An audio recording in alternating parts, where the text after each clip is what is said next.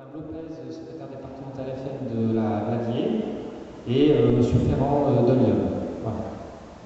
Donc le collectif les remercie encore une fois parce que grâce à leur grand esprit d'ouverture et leur volonté affirmée de rassemblement de tous les Français, de tous les patriotes. Merci encore une fois.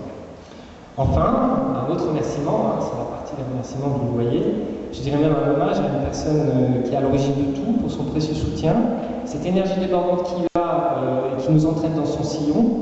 Je veux parler de Alain Veillot, secrétaire général du collectif Racine.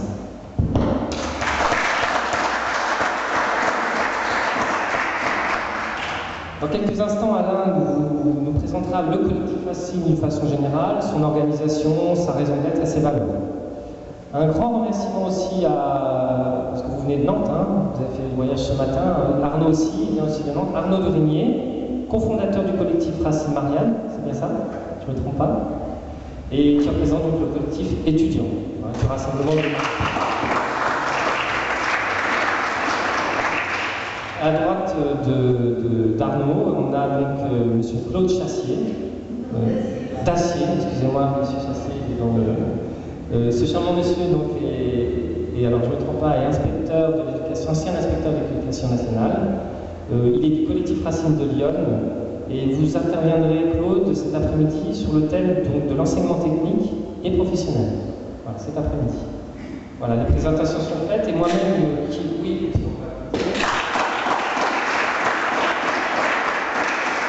Quant à moi, je suis Joanne Guillain, dont la plupart on se connaît, on s'est eu au téléphone, on s'est rencontrés, je suis venu vous voir. Je suis enseignant indépendant, je m'occupe d'une petite école privée de cours à domicile. J'ai enseigné en école publique comme professeur de sciences et de mathématiques dans le canton de Vaud en Suisse romande. Je suis berrichon et né à Bourges. Aujourd'hui, je travaille essentiellement avec les enfants du primaire et aussi du secondaire. Voilà. Au programme de la journée, eh bien, nous lançons ce matin, là c'est l'intervention de Alain Veillot, bien sûr, présent du collectif, mais aussi le lancement d'une section, la salle du Cher, c'est pour ça que vous êtes invité ici aujourd'hui à Bourges. Je vous en parlerai en tant qu'enseignant du primaire, parce que je suis responsable de cette section-là, et je parlerai essentiellement de l'école primaire dans le Cher ce matin.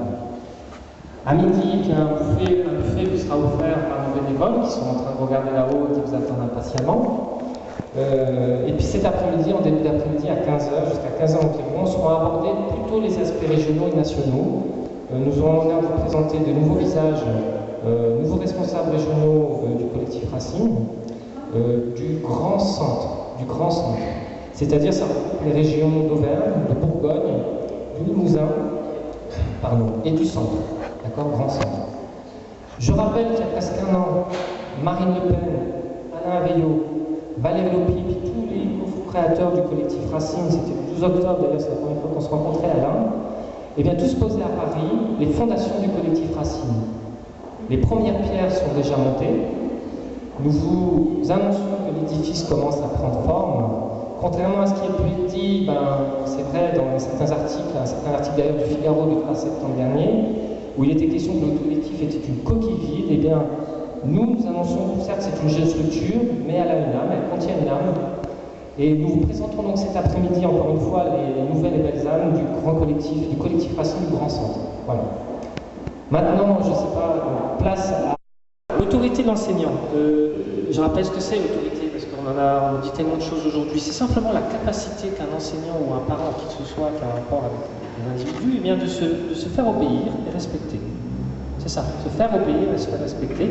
Eh bien, l'autorité à l'école est en berne, en fait. Et pas seulement dans le corps du métier d'enseignant, il y a aussi les médecins, les policiers, ils le vivent aussi, il n'y a pas que nous. Cela va de pair, en fait, avec l'affaiblissement de l'autorité d'État. Les chefs d'établissement, bien sûr, aussi, oui. Je suis très axé enseignant, désolé. Il est loin le temps où un seul policier, par exemple, surveillait un stade de foot avec des dizaines de milliers de spectateurs. Vous vous rendez compte, ça existait pourtant ça. Et loin le temps où un enseignant avait, on pouvait déplorer aussi ça, mais avait une classe de 40 voire 100 élèves il y a une centaine d'années. Moi, je me suis renseigné. Le redressement de l'autorité de l'État passe déjà par le rétablissement de l'autorité de l'enseignant, et par la lutte d'une idéologie qui est quand même pernicieuse, qui consiste à confondre l'autorité et l'autoritaire. C'est pas la même chose. Je justement, parlons-en. L'autorité, c'est quoi? Alors j'ai cherché une phrase pour résumer ça, ça m'a été très difficile, hein, mais chercher une phrase, c'est la suivante.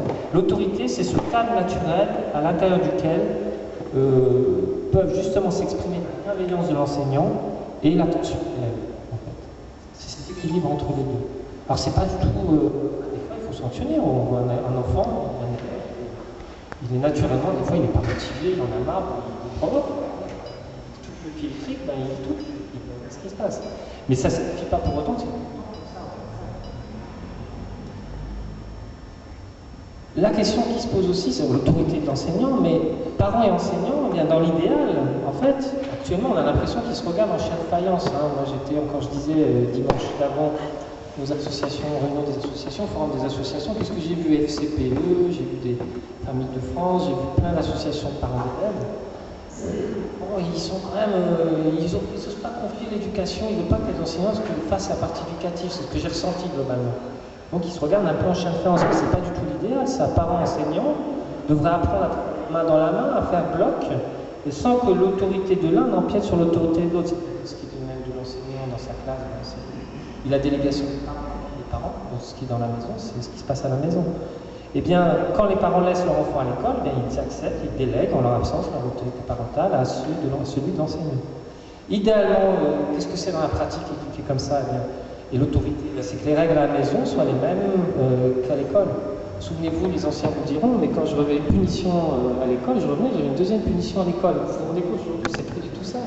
Vous avez les parents qui vous appellent pour vous dire, mais vous êtes fous, vous venez de mettre une punition à mon fils, enfant roi, pauvre petit. Voilà. Et ça tient qu'à ça, c'est des choses aussi simples que ça dans la pratique qu'il faut appliquer. C'est pas, voilà, ça sortit peut-être des choses des tiroirs poussiéreux, mais il n'y a rien d'autre qui marche. Hein? Voilà, enfin, je parlais de l'autorité, elle est quand même liée, donc j'ai dit, à l'obéissance, mais au respect. Et le respect, ça se résume aux choses simples, c'est de la politesse. Bonjour, merci, au revoir, s'il vous plaît, oui, ouais. La tenue du corps aussi, le vouvoiement, et pas de copinage, en fait. Alors, on est passé peut-être d'un extrême à l'autre, aussi bien chez les parents aussi. Les parents avant, il y avait une distance, parfois le père était très distant des enfants. Aujourd'hui, on est arrivé dans une autre distance. On est trop proches, on est trop copains, du coup on n'est pas trop sérieux le jour où l'ado arrive et puis il commence à arriver et à faire un peu, voilà, le rebelle. Il y a un équilibre à avoir entre une trop grande distance et une trop grande proximité pour les parents comme pour les enseignants, parce que sinon on n'a plus d'autorité et on a besoin de l'autorité, il faut une autorité. Alors ce qu'on n'imagine pas, c'est les conséquences d'une absence d'autorité à l'école. En fait, ça affaiblit dramatiquement à court terme comme à long terme l'école, mais la société aussi. Parce que l'école, c'est le premier lieu où, finalement, institutionnel, il y a une autorité qui existe, en plus de celle de la famille, mais l'inviolence et l'insécurité à l'école, elle est une conséquence, finalement, de cette absence d'autorité. Parce que quand on est fort, quand on a le pouvoir de cadrer des élèves qui sont difficiles, alors il n'y aurait pas tous ces problèmes de conflit, d'assassinat de cet enseignant il y a peu de temps. Il y a un problème quelque part. Le sentiment d'impunité qui peut être développé à l'école va s'affirmer aussi dans la rue de la même manière. Un sentiment d'impunité. Moi, je l'ai vécu dans des cas très difficiles où j'ai vu des élèves m'insulter, mais j'étais aucun pouvoir de les sanctionner et de leur apprendre justement des limites dans lesquelles ils pourraient, un beau cadre dans lequel ils pourraient se développer. Non, on les laissait faire. On disait que c'était de ma faute, c'était moi qui avait été méchant, je ne sais pas. Mais vous imaginez plus tard, c'est comme ça, plus tard, qui devient agressif. Parce qu'on ne lui a pas mis ce cadre vertueux. Mais c'est aussi, du coup, comme je le dis, l'accroissement de la violence et de l'insécurité, conséquence d'une baisse de l'autorité, mais aussi l'augmentation du communautarisme, parce qu'on n'est pas capable d'affirmer des valeurs, donc on laisse se développer ce genre de choses. Vous voyez, donc c'est quelque chose, l'autorité, dont on a perdu certainement une notion pratique, qui est évidente pour certains qui sont des anciens, mais pas évidente du tout aujourd'hui pour des jeunes qui sortent des EFM, etc. On n'en a jamais parlé, parce que c'est considéré comme autoritaire. L'autorité de l'enseignant, l'art d'éduquer, alors, c'est peut-être prétentieux de parler de ça, mais c'est pas une coquille vide, l'éducation. Je distingue donc l'éducation et l'instruction pour l'école primaire. L'instruction, c'est de l'ordre de l'enseignement des matières, des disciplines du français, des maths, de l'histoire, etc. Et l'éducation, c'est les valeurs. Et il faut bien distinguer les deux, et il n'y a pas l'une sans l'autre. Mais il est plus important qu'on ait un peuple éduqué qu'un peuple instruit. Parce que des fois, on a l'impression qu'aujourd'hui, il y a beaucoup d'instruction, mais est-ce que nos enfants sont de meilleure qualité qu'hier? Parfois même, on a le contraire effet. Quand on a l'effet contraire, quand on n'a que de l'instruction, eh bien, sans éducation, on a l'effet contraire de ce qu'on veut dans une société. Est-ce que c'est pas ce qui se passe en ce moment? Charles Péguy écrivait que tout est joué avant que nous ayons 12 ans, ce qui valorise encore plus le travail qu'il faudra fournir sur l'école primaire. Il faut donner une colonne vertébrale à nos enfants. Dans ce monde qui s'enorgueillit à juste titre de progrès technique, de la puissance de la diffusion des savoirs grâce à Internet, est-ce que nos jeunes Français s'en sont devenus muets? Par l'éducation, il est essentiel d'élever la pensée de nos jeunes et de leur redonner une plus grande assurance dans leurs actions. Alors, le collectif Racine porte le nom de Racine. Certes, en hommage au grand dramaturge, mais surtout parce que les Français, dès leur plus jeune âge, doivent être formés plus tard à penser à agir avec cette idée qu'il y a comme premier devoir de ne pas perdre les biens mis entre ses mains par les générations qui l'ont précédé. L'histoire, 1500 ans ont fait de la France ce qu'elle est. Ayons une pensée pour tous ceux qui se sont dévoués, qui ont donné leur énergie, fait preuve de persévérance et de bonne volonté ou simplement de bonté pour que vive notre patrie, dont l'abaissement ou la disparition serait une perte pour l'humanité. C'est ça l'histoire en fait, elle doit être enseignée sous cet angle-là. Les œuvres de la civilisation grecque et latine nourrissent le christianisme, irrigué par le cœur, a irrigué le cœur de générations de Français par sa doctrine d'amour et de paix. L'orgueil de certains nous porte à faire table rase du passé et à mépriser l'expérience des aînés. Donnons à nos jeunes les armes qui leur permettent d'affronter leurs échecs, de surmonter les découragements dont je parlais tout à l'heure et les obstacles qui sont confrontés à la vie durant leur vie, c'est-à-dire un certain nombre d'efforts et de la persévérance. Alors, on veut supprimer les notes, on veut supprimer le redoublement, mais pour être sûr de supprimer quoi? Les frustrations? Ça va affaiblir nos jeunes, de vouloir enlever les obstacles. Ils vont apprendre, on doit les apprendre à vivre avec ces obstacles. Voilà. Tout ça conduit finalement à créer des enfants rois et à les empêcher, c'est vrai, de s'affirmer dans cette société difficile qui se présente à eux, alors que voilà, il faut oser leur dire qu'il n'y aura pas, l'école est désespérée d'une certaine façon parce qu'elle ne peut pas leur promettre un avenir meilleur, parce que c'est eux qui devront construire cet avenir. Hein? Voilà, donc l'abandon, moi je dis en termes clairs, je pense qu'il y a une haute forme d'abandon de la sphère éducative par les enseignants, mais aussi par les parents, de façon générale.